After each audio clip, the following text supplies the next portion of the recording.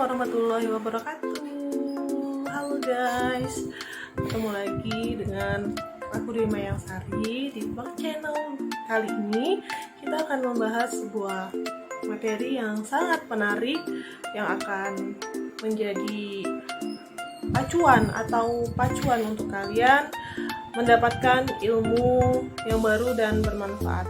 Oh iya teman-teman, sebelum kita ke materi intinya, sekarang kita tonton dulu ya video yang berikut ini, jangan di skip.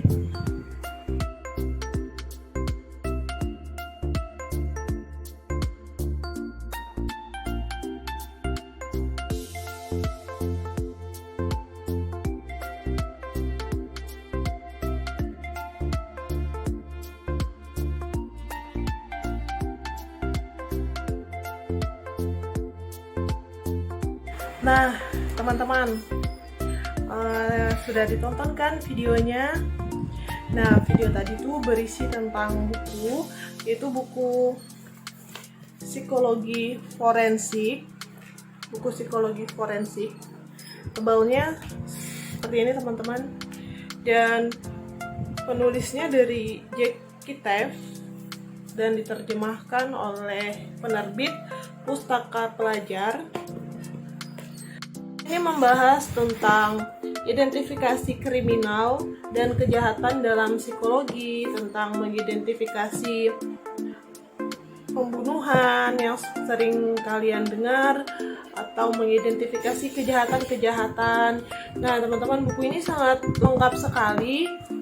Yang daftar isinya itu pertama terdapat sejarah, lalu terdapat peran dan tanggung jawab psikologi forensik, terdapat agresi dan kejahatan kekerasan, terdapat kejahatan non-kekerasan, terdapat pembunuhan massal dan pembunuhan berantai. Sering ada di berita ya, pembunuhan massal dan pembunuhan berantai. Ternyata di situ ada juga tentang materinya dan ilmunya pun ada. Tapi bukan ilmu negatifnya.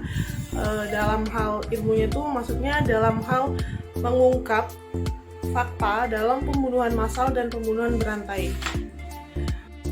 Lalu terdapat psikologi terorisme, kultus dan ekstremisme, psikologi penegakan hukum dan kepolisian, investigasi, kesaksian dan keakuratan saksi mata, psikologi pengakuan bersalah atau palsu, kapasitas dan inkapasitas, juri dan ruang sidang, ingatan dan direpresi dan sindroma-sindroma baru, psikologi forensik dan tempat kerja. Banyak ya teman-teman ya. Agak serak. Mohon maaf, banyak ya teman-teman ya. Ini di bab 15 terdapat psikologi forensik yang diterapkan pada anak-anak dan keluarga. Ternyata terdapat juga psikologi forensik yang diterapkan untuk anak-anak dan keluarga. Selanjutnya penanganan dan rehabilitasi dalam psikologi forensik. Itu yang terakhir, berarti hanya sampai bab 16 saja. Nah teman-teman, buruan dibeli bukunya ini. Bisa dibeli di official Pustaka Pelajar, aplikasi Shopee, website dari Pustaka Pelajar, dan kalian juga bisa kepoin di Instagramnya Pustaka Pelajar. Buruan dibeli, bukunya sangat bagus sekali teman-teman. Sudah kalian dengar tadi bahwasanya buku ini tidak hanya membahas tentang fakta-fakta tentang kejahatan dan kriminal dalam psikologi, namun juga membahas tentang bagaimana cara penanganannya, misalkan dalam kasus anak-anak, dan bagaimana memberikan penanganannya pada anak-anak dan keluarga. Lalu bukan hanya tentang kejahatan, tapi juga tentang, seperti yang kalian dengar tadi, tentang psikologi terorisme. Jadi teman-teman, ini sangat bermanfaat sekali buat kalian. Saya sarankan untuk membeli buku ini karena sekedar mengingatkan saja bahwasanya ilmu itu akan ada sepanjang masa dan ilmu itu sangat mahal teman-teman. Jadi untuk membeli buku ini tidak mahal sebenarnya, bukunya murah, tapi ilmu yang didapat sangat bermanfaat dan itu bisa menjadi suatu kebanggaan bahwasanya kalau kita sudah mendapatkan suatu ilmu yang baru. Nah teman-teman, jadi di pembahasan kita kali ini kita akan membahas tentang investigasi dalam psikologi forensik. Nah teman-teman sering mendengar tentang kasus pembunuhan, tentang kasus misalkan pembunuhan berencana, pembunuhan berantai, dan tentang kasus misalkan mutilasi. Itu termasuk pembunuhan juga ya teman-teman ya. Itu ternyata untuk mengumpulkan bukti dan untuk membuktikan bahwasanya siapa yang bersalah itu ternyata ada investigasinya. Di buku psikologi forensik ini dibahas tentang investigasi dari forensik. Jadi forensik ini sangat dibutuhkan pada penegak hukum untuk membuktikan bagaimana caranya pelaku melakukannya dan siapa yang akan dijadikan tersangka, seperti itu. Yang pertama itu investigasi sidik jari. Sidik jari sebenarnya sudah ditemukan di atas loh, segel, dan tembikar tanah liat Babilonia. Mereka juga telah ditemukan di dinding-dinding makam Mesir dan tembikar Minoan, Yunani, dan Cina. Pada beberapa tembikar, sidik jari tercetak begitu dalamnya sehingga mungkin dimaksudkan untuk menjalankan fungsi setara label merek. Selanjutnya, ternyata sidik jari ini memiliki prosedur. Prosedur untuk mengumpulkan sidik jari, penelitian tentang pola-pola sidik jari untuk maksud membuat identifikasi disebut daktiloskopi atau daktiloskopi. Sidik jari laten adalah hasil kontak pori-pori keringat yang bertempat di permukaan gurat-gurat jari seseorang tersangka, seperti ini. Kontak pori-pori keringat seperti ini yang di jari. Ketika ujung jari bersentuhan dengan sebuah permukaan endapan atau residu berminyak, keringat dipindahkan ke permukaan itu. Langkah pertama di dalam deteksi sidik jari di TKP adalah memeriksa seluruh permukaan dan benda-benda serta foto-foto atau mengumpulkan semua finger marks atau sidik jari laten yang terlihat. Ada beragam cara untuk mengumpulkan sidik jari laten. Salah satu metode tertua dan paling luas digunakan adalah dusting, menaburi sebuah permukaan dengan bubuk halus dengan warna kontras. Bubuk sidik jari diaplikasikan di TKP di permukaan-permukaan yang halus dan tidak menyerap, dan pada umumnya hanya pada objek-objek yang tidak dapat diangkut ke laboratorium. Bubuk itu menempel pada substansi yang basah, lengket, atau berminyak di endapan sidik jari laten. Mengaplikasikan bubuk itu relatif mudah dan tidak mahal, dan hanya dibutuhkan sedikit pengalaman untuk mendapatkan hasil yang memuaskan. Bubuk yang ideal memiliki properti pelekatan dan sensitivitas yang baik, dan mungkin memasukkan semacam bahan yang berpendar bubuk magnetik yang pada umumnya dibuat dengan mencampur pasir besi dengan bubuk aluminium atau tembaga, diaplikasikan dengan menggunakan tongkat magnetik. Selanjutnya, fingerprint lifting tape, pita mengangkat sidik jari, adalah metode yang paling lazim untuk mengumpulkan bukti sidik jari laten setelah powdering. Setelah sebuah permukaan ditaburi dengan bubuk sidik jari, pita adhesif diletakkan di atas sidik jari dan diratakan dengan jari. Partikel-partikel bubuk sidik jari menempel pada permukaan lengket pita, dan dengan demikian memindahkan gambar pencerminan pola sidik jarinya. Pita itu akhirnya diletakkan di atas sebuah kartu dengan warna yang cocok kontras dengan bubuk yang digunakan. Selanjutnya laser, kadang-kadang digunakan di setting forensik untuk mendeteksi sidik jari yang tidak dapat dideteksi melalui penggunaan bubuk iodin, nitrit, perak, atau ninhidrin. Di dalam proses ini, sinar laser digunakan untuk menyinari keringat, minyak, tubuh, dan substansi lain yang ditemukan di atas sidik jari laten. Ketiga tipe utama laser yang digunakan saat ini adalah argon-ionic laser, copper vapor laser, dan neodymium atau ND. Selanjutnya, Integrated Automated Fingerprint Identification System atau IAVIS. Ketika menganalisis sidik jari, pakar berusaha menyimpulkan apakah sidik jari latennya dari asal yang sama seperti jejak lain. Melalui perbandingan yang cermat, jejak gurat-gurat kedua sidik jari, karakteristik gurat yang dapat diidentifikasi seperti ujung gurat, percabangan dua pulau gurat, dan perlintasan gurat dicatat dan dibandingkan dalam hal penampakan dan lokasi di dalam pola. Selanjutnya, batas-batas bukti sidik jari. David Stoney, seorang ilmuwan forensik dan pakar sidik jari terkenal, mengatakan bahwa jawaban terbaik untuk pertanyaan seberapa kuat korespondensi antara dua sidik jari dianggap cukup untuk menentukan kecocokan adalah bahwa terserah pakar pemeriksa sidik jari yang bersangkutan untuk menentukan berdasarkan pelatihan, keterampilan, dan pengalamannya.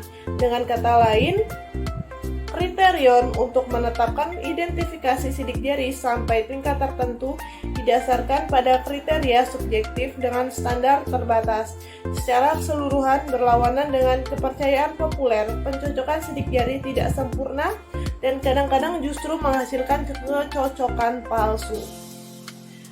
Ilustrasi dramatis untuk batas-batas bukti sidik jari adalah menurut My Fault Affair pada 11 Maret 2004, sebuah serangan bom teroris di stasiun kereta api Madrid mengakibatkan 191 orang tewas dan sekitar 2.000 orang luka-luka.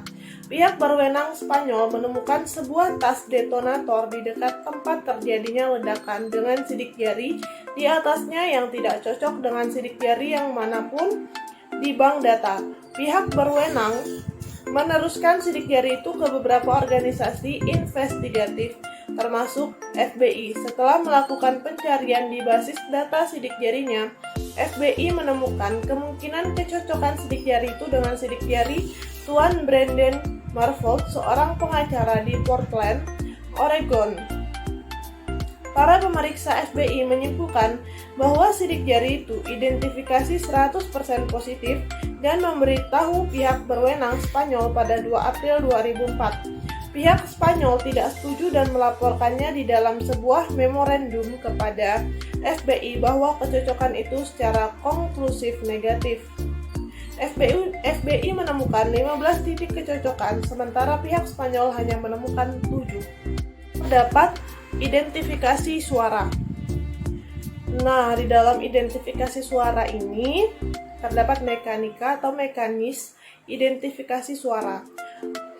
Terdapat teori fundamental untuk identifikasi suara menyandarkan diri pada premis bahwa setiap suara cukup unik secara individual untuk membedakannya dengan suara orang lain.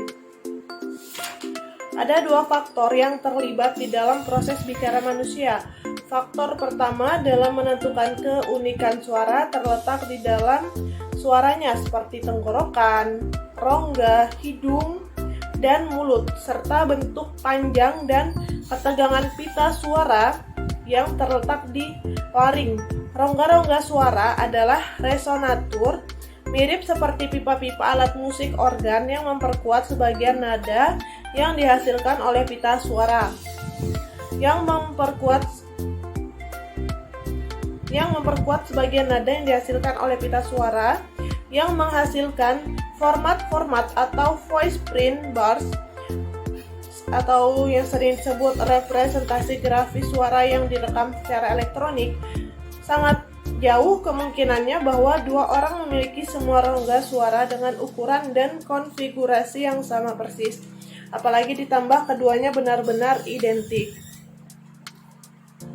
Selanjutnya, faktor kedua dalam menentukan keunikan suara terletak pada bagian artikulator atau otot-otot bicara dimanipulasi secara bicara. Dimanipulasi selama bicara. Artikulator itu terdiri atas bibir, ini bibir, gigi, lidah, langit-langit, selanjutnya otot-otot rahang yang interplay atau yang memiliki hubungan timbal balik. Terkontrolnya menghasilkan ucapan yang dapat dipahami. Ucapan yang dapat dipahami dikembangkan oleh proses pembelajaran acak dengan meniru orang lain yang sedang berkomunikasi. Kemungkinan bahwa dua orang dapat mengembangkan pola penggunaan artikulator mereka secara identik juga sangat jauh. Secara keseluruhan, peluang bahwa dua orang pembicara memiliki dimensi dan konfigurasi rongga suara yang identik ditambah pola-pola penggunaan artikulator identik sama jauhnya. Langkah-langkah dalam mengevaluasi suara yang belum dikenal, yaitu memeriksa untuk memastikan bahwa rekaman itu memiliki jumlah ucapan yang cukup untuk diperiksa dan bahwa kualitas rekamannya memiliki kejelasan yang cukup dalam merentang frekuensi yang dibutuhkan untuk analisis. Volume sinyal suara yang direkam harus lebih tinggi secara signifikan dibanding volume suara di sekitarnya. Semakin banyak jumlah kejadian yang mengganggu, misalnya kebisingan, musik, dan pembicara-pembicara lain, sampel ucapannya harus semakin panjang. Sebagian pemeriksa melaporkan bahwa mereka menolak 60% kasus-kasus yang diserahkan kepada mereka dengan salah satu alasan utama untuk penolakannya adalah kualitas rekaman yang buruk dari suara yang tidak dikenal itu. Begitu sampel suara yang tidak dikenal telah ditetapkan cocok untuk dianalisis, pemeriksa kemudian mengalihkan perhatiannya pada contoh suara para tersangka.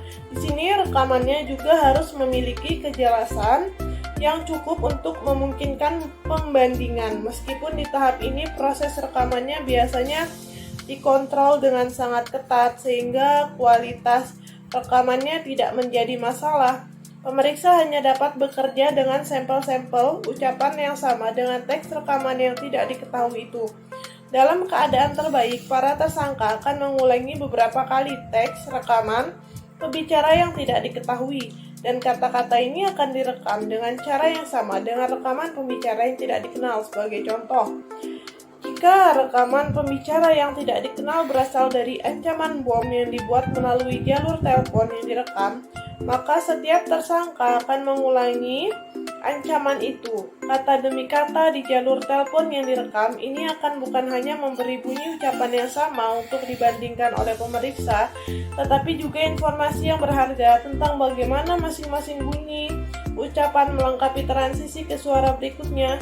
Inilah seluruh komponen proses aural perbandingan sampel suara. Penelitian dan admisibilitas. Di dalam sebuah studi oleh Zaslav dan Yarmey, partisipan pertama mendengarkan sebuah ledakan kemarahan yang berlangsung selama 11 detik dan setelah itu berusaha mengidentifikasi suara orang yang membuat ledakan itu. Pada pengenalan partisipan mendengar 5 rekaman tes rekaman target asli dan 4 suara lain mengucapkan kata-kata yang sama dan menilai apakah masing-masing rekaman itu lama atau baru. Di salah satu kelompok suara target direpresentasikan oleh rekaman yang disuguhkan di dalam studi, sementara partisipan lainnya mendengar suara normal yang diubah. Sebagian partisipan disiapkan untuk tes pengenalan sebelum mendengar suara dan yang lain tidak. Partisipan yang tidak siap kurang mampu mengenali pembicaranya dibanding mereka yang sudah siap, bahkan jika suara itu tidak diubah. Sesuai dugaan, penelitian menunjukkan bahwa pengenalan suara meningkat sejalan dengan meningkatnya durasi penyajian sampel suara awalnya. Legge, Grossman, dan Piper menginstruksikan para partisipan untuk mempelajari sampel-sampel suara yang durasinya bervariasi mulai dari 6 sampai 120 detik dan setelah itu berusaha mengenali suara-suara yang sama yang mengucapkan hal-hal yang berbeda meskipun menggunakan nada suara yang sama dengan penundaan yang berkisar antara 15 menit sampai 10 hari. Pengenalan suara-suara yang dipelajari selama 6 detik tidak lebih baik secara signifikan dibandingkan kebetulan semata. Menyangkut dapat diterima atau tidaknya bukti identifikasi suara di pengadilan, yurisdiksi yang mempergunakan standar Daubert yang terutama mengizinkan dimasukkannya bukti semacam itu ke dalam kesaksian seperti yang telah didiskusikan pada bab sebelumnya. Menurut standar ini, seorang hakim dapat mengizinkan bukti semacam itu jika bukti itu akan membantu juri agar dapat memahami dengan lebih baik kasusnya secara keseluruhan. Poligraf modern telah digunakan dalam salah satu bentuknya selama hampir 1 abad dan versi-versi yang jauh lebih kasar. Komponen-komponennya sudah ada sejak tahun 300 sebelum Masehi. Suku Badui dari Arab misalnya mengharuskan para penulis pernyataan-pernyataan yang paling bertentangan untuk menjilat besi panas. Orang yang lidahnya tidak terbakar dianggap jujur. Prinsip yang sama mendasari tes primitif maupun tes-tes lainnya, misalnya meludahkan tepung beras yang lebih kering dibandingkan orang yang lain untuk kurang mampu menelan sepotong roti pada saat persidangan, adalah bahwa orang yang gugup dan tegang, maksudnya orang yang berbohong, memiliki air ludah lebih sedikit, mulut dan lidah kering, sehingga lidahnya lebih mungkin untuk terbakar, lebih mungkin meludahkan beras kering atau mengalami kesulitan untuk menelan sepotong roti. Seperti dikatakan sebelumnya, di zaman modern dapat dimasukkan atau tidaknya bukti identifikasi suara ke dalam kesaksian biasanya dievaluasi dengan mempergunakan standar Daubert yang mengizinkan bukti semacam itu untuk dimasukkan ke dalam kesaksian jika hakim mengakses bahwa bukti semacam itu akan membantu juri dalam memahami kasusnya secara keseluruhan dengan lebih baik. Selanjutnya, prosedur poligraf. Apa tepatnya yang disebut mesin poligraf modern? Poligraf adalah instrumen yang secara stimulas atau simultan merekam perubahan-perubahan di berbagai proses fisiologi seperti detak jantung, tekanan darah, pernapasan, dan resistensi elektrik. Teori yang mendasari poligraf adalah bahwa ketika orang berbohong, mereka secara terukur juga menjadi gugup tentang kebohongannya. Detak jantung meningkat, tekanan darah naik, ritme pernapasan berubah, keringatnya meningkat, dan sebagainya. Garis basal untuk karakteristik fisiologis ini ditetapkan dengan melontarkan pertanyaan-pertanyaan kepada subjek yang jawabannya diketahui oleh penyelidik. Penyimpangan dari garis basal untuk kejujuran biasanya diambil sebagai tanda berbohong. Ada 3 pendekatan dasar tes poligraf. Yang pertama, control question test atau CQT, juga disebut sebagai teknik relevan atau tidak relevan. Yang kedua, directed lie test atau DLT. Dan ketiga, the guilty knowledge test atau GKT. Selanjutnya, hipnosis. Hipnosis ini memiliki sejarah.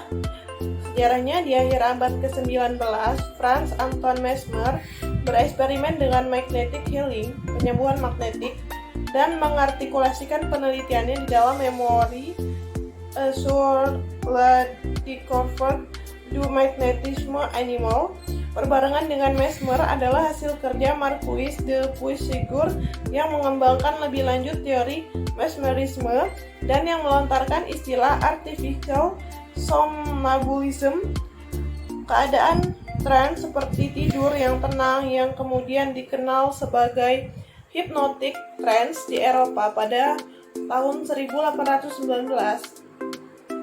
Ebedos Custodio de Faria yang terinspirasi oleh hasil kerja Mesmer dan Puységur menemukan apa yang disebutnya perfect crisis, krisis yang sempurna, yaitu keadaan tidur somnambulistik di mana pasien melaksanakan perintah-perintah magnetizer dan ketika terbangun tidak menunjukkan tanda-tanda bahwa ia ingat telah melakukan itu semua. De Faria mengembangkan teknik induksi trance atau fiksasi yang menekankan pentingnya kemauan subjek, bukan kemauan magnetizer, sehingga menekankan usaha kolaboratif, proses daripada sekadar sesuatu dilakukan untuk subjek. Aplikasi dan permasalahan. Hipnosis atau yang juga disebut hipnosis forensik sekarang pada umumnya dipakai di dua bidang luas. Bidang yang pertama melibatkan memory enhancement, adalah penggunaan hipnosis biasanya oleh penegak hukum dan jaksa penuntut untuk mengungkapkan ingatan-ingatan yang seringkali berkaitan dengan trauma kejahatan.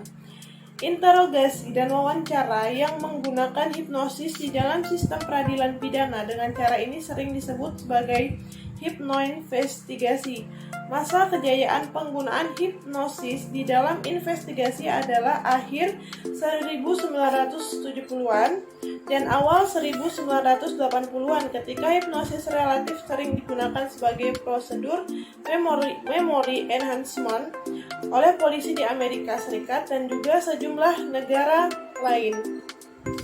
Dasar pemikiran yang mendasari penggunaan hipnoinvestigasi adalah bahwa ketika seorang mengalami trauma berat, maka pikiran, emosi, sensasi, dan ingatan tertentu terkompartementalisasi atau dipisahkan ke dalam kompartemen yang tidak disadari dan terisolasi yang menghasilkan disosiasi atau disrupsi parsial atau total integrasi normal fungsi sadar atau fungsi psikologi seseorang.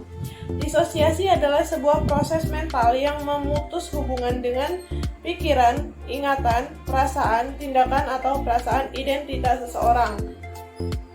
Hipnosis dan pendekatan-pendekatan untuk pertanyaan tentang admisibilitas. Mengikuti banyak penelitian ilmiah, pengadilan-pengadilan tingkat negara bagian dan federal telah mengidentifikasi masalah-masalah berikut terkait realitas ingatan yang disegerakan kembali melalui hipnosis. Yang pertama, seseorang yang menjalani hipnosis lebih rentan terhadap sugesti.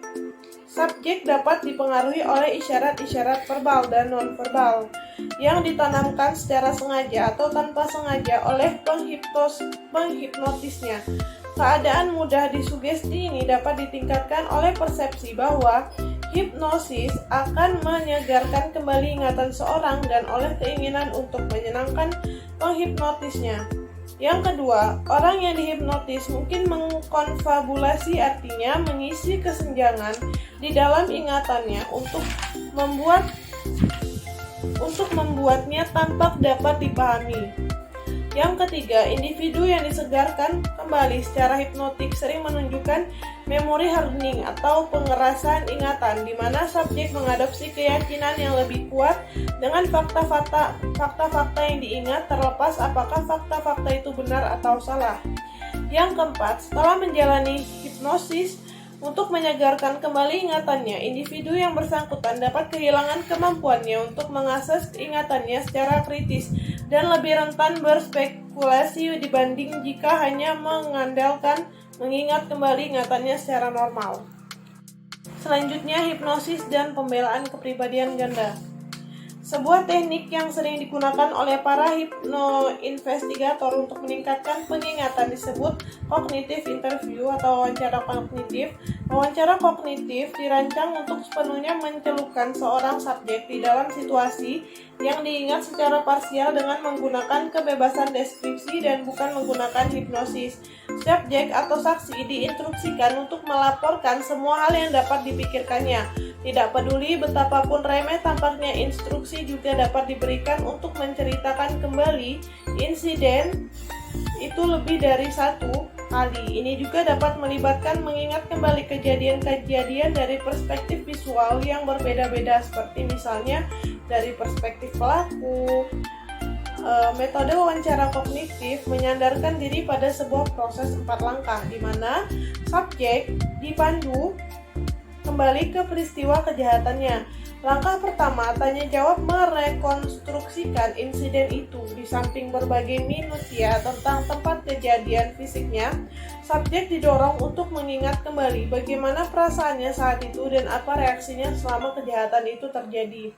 Fase kedua, mendorong pengingatan bebas. Fase ketiga, menginstruksikan subjek untuk mengingat kembali kejadian-kejadian dengan berbagai urutan, dan selama tahap keempat, subjek diminta untuk mengubah perspektifnya.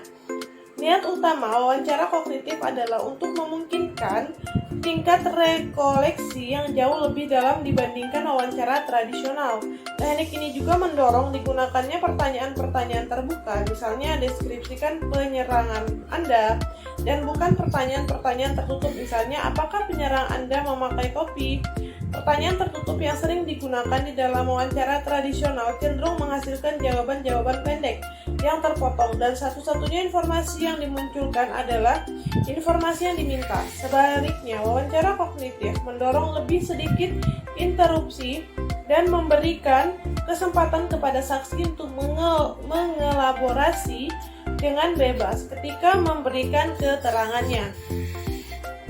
Menyusul keempat fase umum wawancara kognitif, ada serangkaian pertanyaan yang dirancang untuk memunculkan item-item informasi yang lazim ditemui di dalam kasus-kasus kriminal, namun dengan mudah dilupakan oleh banyak subjek ini, termasuk penampilan fisik. Apakah tersangka mengingatkan subjek pada seorang?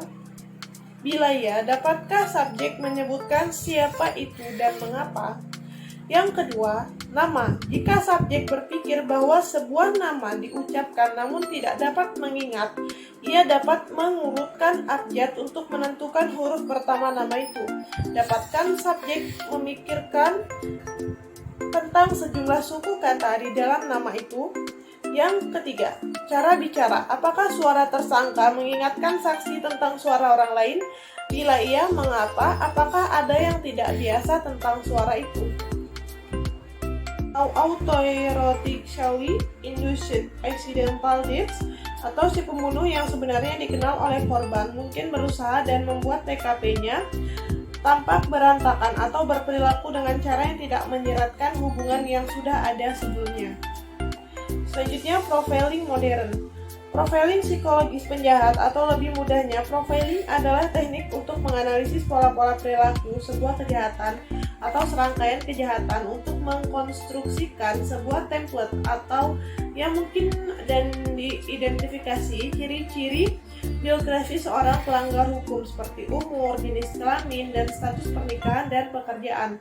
Hicks dan Seldes membagi model-model profiling kriminal yang saat ini digunakan oleh psikolog forensik dan penegak hukum menjadi dua kelompok, non-ilmiah dan ilmiah. Menurut Hicks dan Seldes, profiling non-ilmiah menyadarkan diri pada intuisi, pengalaman investigatif, dan judgement profesional. Profiling ilmiah menyadarkan diri pada metodologi empirik dan ilmiah. Selanjutnya, model-model profiling kriminal non-ilmiah. Baik model profiling Holmes maupun model profiling Douglas, Ressler, Burgess, dan Hartman menekankan pentingnya profiling korban yang terkait dengan pilihan korban, si penjahat, biasanya pembunuh berantai. Contoh atribut korban termasuk ciri-ciri fisik, status perkawinan, gaya hidup pribadi, pekerjaan, pendidikan, demografi, geografis, riwayat medis, riwayat psikologis, dan keterlibatan sebelumnya dengan sistem peradilan pidana. Kedua model juga membagi pembunuh berantai ke dalam berbagai tipologi, seperti yang didiskusikan pada bab sebelumnya. Tipologi ini didasarkan pada keadaan psikologis, patologi, motif kebutuhan, dan orientasi sosial serta aklamasi. Tipologi Ressler, Burgess, dan Douglas memasukkan visionary serial killer, pembunuhan berantai visioner, terinduksi untuk membunuh karena penglihatan atau suara-suara psikotik. Mission oriented serial killer, pembunuhan berantai berorientasi misi, tipe non-psikotik yang membunuh untuk membasmi kelompok-kelompok atau tipe orang tertentu. Hedonistic serial killers atau pembunuh berantai hedonistik yang mendambakan kenikmatan seksual atau keuntungan pribadi tertentu dari membunuh dan sering mempergunakan mutilasi, penyiksaan, pemotongan anggota tubuh, dan bahkan nekrofilia atau nekrofagia di dalam pembunuhan-pembunuhannya. Dan power atau control serial killer atau sering disebut pembunuhan berantai kekuasaan atau kontrol yang mencapai kenikmatan seksual kebanyakan dari menerapkan kekuasaan kontrol dan dominasi atas seorang korban tak berdaya dan yang menggunakan metode-metode hand-on untuk pembunuhannya. Model profiling Turco menganjurkan penggunaan prinsip-prinsip psikoanalitik dengan menyatakan bahwa profiling seharusnya berorientasi di seputar dasar gangguan kepribadian, ambang, dan narsistik.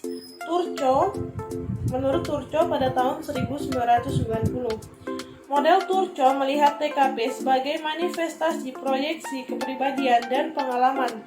Perkembangan yang mendasari si pelanggar hukum, misalnya hubungan dengan ibu, ini akan serupa dengan tipe proyeksi yang terjadi di dalam tes bercak tinta atau Rorschach. Jadi di psikologi itu terdapat tes Rorschach, yaitu tes bercak tinta. Ini akan melihat bagaimana hubungannya dengan ibu, dengan tipe kepribadiannya seperti itu, atau permasalahan dalam pengalaman hidupnya. Selanjutnya, model Turvey memberikan tekanan pada MO dan perilaku-perilaku signatur yang diperlihatkan oleh pelaku selama pelaksanaan kejahatan yang dapat berubah ketika si pelanggar hukum mendapatkan keyakinan dan pengalaman atau kebutuhan emosionalnya berubah dari waktu ke waktu. Itu adalah pembahasan kita pada hari ini.